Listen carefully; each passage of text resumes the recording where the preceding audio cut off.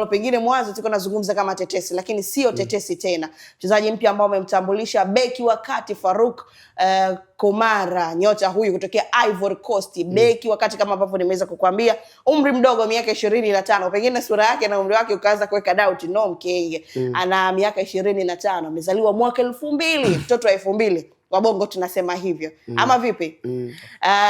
Nafasi yake ambayo anaichezea kama nilivyoweza kukuambia, lakini ametokea timu ya Golden Arrow.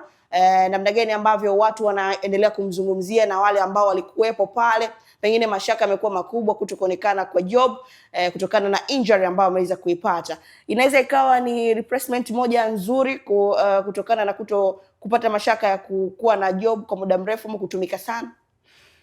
Kwanza amesajiliwa katika timu ambayo ametoka Mwalimu. Mang'ong'i. Yaani hivyo. Sikimenelea. Walikuwa wote msimu uliopita. Kwa hiyo wanasema katika mpira wetu mchezaji akitakiwa na Mwalimu sio sawa na akitakiwa na viongozi. Akitakiwa na Mwalimu na maana Mwalimu amesha wa scout watu waliokuwepo mara kwanza, akaona kwa ninachokwenda ukifanya mtu ambaye ataenda ukitafsiri vizuri ndani ya kiwanja ama pale nyuma anapaswa kuwa fulani ambaye kwanza atamcheki Mwalimu, anamcheki mchezaji binafsi na kuulizia taratibu za mkataba wake zipoje. Na of course Mwalimu kwa sababu kama alikuwepo katika timu hiyo anafahamu ABC ya nani ni mtafute ili tuweze kudiscuss biashara ya mchezaji. Watu kwanza wanapaswa kujua hiyo, na mchezaji akitakiwa na Mwalimu huyu ni mchezaji ambaye moja kwa moja anaenda kuingia kwenye kikosi cha kwanza. Katika eneo hilo Yanga ina wachezaji kama 4. Ina Diki ambaye na majeraha, ina Ibra ndio ambaye amekwenda kucheza mara kwa mara, ina Bakari Mwamnyeto kapteni, lakini pia ina central defender mwingine ni msajili kutoka Mashujaa Sambode Mohamed Musa. Yes, kwa unaweza kaona kuna wachezaji 5 katika eneo hilo, na hilo wachezaji 5 unaona wanatakiwa kucheza 2. Lakini pia nimeona katika eneo hilo nimeona wachezaji 2 kutoka timu B. Nimeona bwana mdogo Hamis Nanguka naye pia yupo, sema ameingizwa nao senior. Shaibu Mtita, Sambodi Mtita naye pia yupo. Kwa hiyo ni eneo ambalo lina wachezaji 7, na katika wachezaji 7 wanatakiwa kucheza ni 2. Hao wengine wanapaswa kwa benchi, wengine wanapaswa kwa juu. Kwa unaweza kaona. Kwa swali lako loniuliza, unadhani yeye anaweza hapa, unaamini kwamba anaweza kuingia moja kwa moja kwenye kikosi? Ndio maana nimetoka kusema Kaina. Huyu mchezaji ametakiwa na Mwalimu. Yaani mchezaji huyu akuja pale labda ametakiwa na Hersi, ametakiwa na nani, Mwalimu. Kwa hiyo kama mchezaji ametakiwa na Mwalimu, asilimia kubwa anakuja kucheza kikosi cha kwanza. Unajua wale kina wameshindwa tu kujikaza, Buba Jameni, Buba Jameni, kwa sababu before watu wakuwa wanamjua Buba. Lakini sasa Mwalimu yeye ndo bosi. Unajua siku hizi tofauti na zamani. Zamani Mwalimu alikuwa anasajiliwa wachezaji anawakuta kwenye kiwanja cha mazoezi kabisa. Lakini sasa hivi tupo katika dunia ambayo na Mwalimu pia naye anasikilizwa, kwa sababu unaweza kaona Kaina sehemu miongoni mwa vitu vilivyopo chini ndani ya klabu ya Simba, kwa maana kiwanjani viongozi hawamtaki Neo Gift Mahema. Lakini Mwalimu bado anahitaji huduma yake. Unaweza ukaona kwa hapo wanavutana.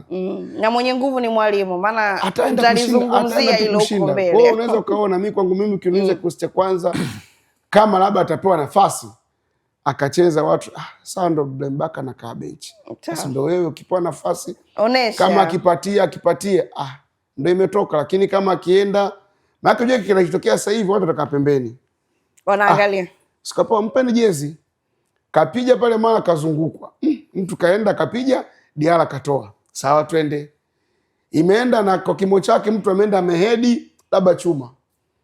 Mimi naamini kama kuna mashabiki ambao sio wanafi katika mpira, basi mashabiki wa Simba na Yanga. Raymond, wamepita mabeki wengi wa kigeni kwa upande wa Young Africa. Alikuwepo Asinki aliyotokea Singida, naye tunamhesabia kama miongoni mwa wachezaji wa kigeni ambao alikuwa anaitumikia nafasi hiyo ama aliletwa ili kuweza kuongeza nguvu kwenye nafasi hiyo. Gift Freddy Freddy amepita, lakini pia Mama Dumbia amepita pale. Yaani samani. Tena huyo Dumbia kama anasema alipokuja kaambiwa Yanga sio imefungwa magoli 10 ameanza kulia ipo getini pale. Afu na mwenyewe hakuna kilichokuja kutokea. Ngumu kaka. Raymond, unadhani pengine Yanga walihitaji kuweka imani yao tena kwa mabeki wa kigeni? Well, mimi nafikiri kinachocheza kwenye timu sio uraia. Na ndio maana hata hao ambao wamekuja ambao pengine walikuwa na uraia kutoka nchi zingine ama unaweza kaita professional players kutoka katika nchi zingine walikwama kutokana na kisiki ambacho walikutana nacho pale, ambacho kisiki hicho kwa misimu ya hivi karibuni kimekuwa ni cha Dickson Job pamoja na Ibrahim Abdullah Baka. Lakini pia kuna muda ambapo Bakari Nondo Mwamnyeto naye alikuwa anacheza, naye alikuwa ni kisiki kwa hao mabeki kuweza kupata nafasi. Binafsi nimekuwa muumini wa kwamba ili upate nafasi natakiwa uoneshe ndio upewe nafasi. Sio kwamba na wewe ni binadamu cheza. Sio kwa vile unapumua na una haki ya kucheza mpira wa miguu. Nafikiri ni unatakiwa kuonyesha kwenye uwanja wa mazoezi, from there sasa ndio mwalimu aweze kukuamini. Kwa hiyo siamini kama uraia ndio utamfanya yeye acheze. Ama uraia ndio uliokuhamisha akina Gift Fred, uliokuhamisha akina Mamadou Dumbia, wakina na watu wengine ambao wameweza kupita ndani ya klabu ya Young Africans. Naamini waliowakuhamisha wao ni Ibrahim Abdullah Baka, Dickson Job pamoja na Bakari Nondo Mwamnyeto kutokana na kiwango ambacho alikuwa nacho. Lakini sasa Young Africans msimu profile ambayo imetumika kumrecruit Omar Farouk Komara ni profile ya tofauti kidogo. Mwalimu kwanza ndo kama alivyoweza kuzungumzia Abdullah Mshindo Mkeenge, mimi huyo wewe kwamba ni namna gani ambavyo mwalimu yeye pengine inaweza kuwa ni suggestion ya beki huyo kuweza kutua ndani ya kikosi cha Yanga. Lakini pia hata ukiangalia attributes ama style yake ya kiuchezaji ama yeye ana thrive kwenye maeneo gani, pia ni kitu ambacho pengine pia kinaweza kinamsaidia. Yeye ametoka La Monteville ama unaweza kaita Golden Arrows ya Afrika ya Kusini, ambayo ilitamatika wakati ligi imetamatika wao alishika nafasi ya 6. Na katika michezo 30 yeye alicheza michezo 18 peke yake. Na katika hiyo michezo 18 yeye alifanikiwa kuanza michezo 14 peke yake. Ndio. Na katika hiyo michezo 14 yeye alivyocheza kwenye hizo mechi zote 18 timu iliondoka na clean sheet 7 pekee katika hizo michezo 18 ambazo alicheza. Lakini style yake ya kiuchezaji yeye ni sio muoga kuingia kwenye challenge. Yaani unaweza kama unavyomuona Baka vile pale kwenye challenge ambazo anaenda, yeye pia sio muoga. Ni mtu ambaye sio mgumu kufanya tackling, sio mgumu kumuingia mtu mwilini kwa sababu anaamini ni beki ambaye anaweza akafanya hivyo. Lakini pia ni mtu ambaye anaenjoy sana physical battles, yani zile physical contact, yani nisikume tugusane, anaenjoy sana yake, lazima enjoy vitu, anaenjoy sana migongano. Lakini pia ni beki ambaye sio Mwamnyeto kwenye upigaji wa pasi za mbali.